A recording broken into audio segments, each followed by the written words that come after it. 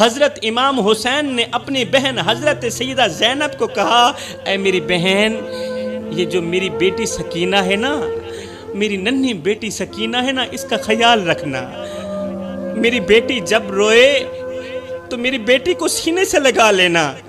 کیونکہ آج کے بعد وہ باپ کے پیار کو ترسے گی، کیونکہ آج کے بعد میری بیٹی باپ کی محبت کو ترسے گی۔ جب رات کے سناٹے میں میری ننھی بیٹی اٹھ کر پوچھے نا کہ میرے بابا کہاں ہیں، تو اسے جھوٹ مت بولنا، بس اسے اپنے آنچل میں لے لینا، اپنے آنچل میں لے لینا۔ اور اگر میں حسین کی بیٹی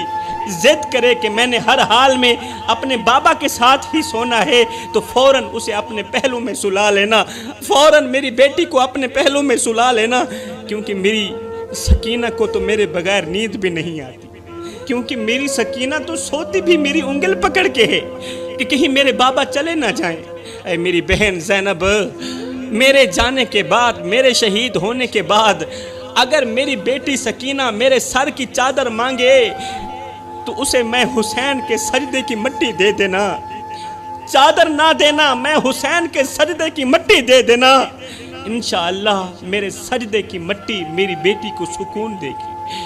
اگر میری بیٹی کربلا کی خاک پر بیٹھ کر مجھے آواز دے،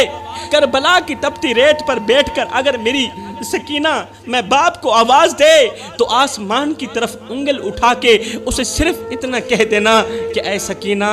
تمہارے بابا وہی ہیں جو اسی خاک پر اپنا سب کچھ قربان کر کے گئے ہیں، جو اسی خاک پر اپنا سب کچھ قربان کر کے اللہ کے پاس چلے گئے۔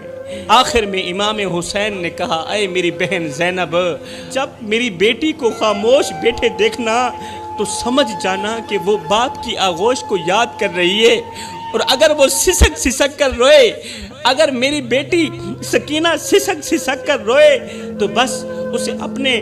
دل سے لگا لینا اور اسے صبر کی تلقین کرنا، اور کہنا کہ تمہارے بابا اللہ کے پاس چلے گئے ہیں اور جنتی نوجوانوں کے سردار بن گئے ہیں۔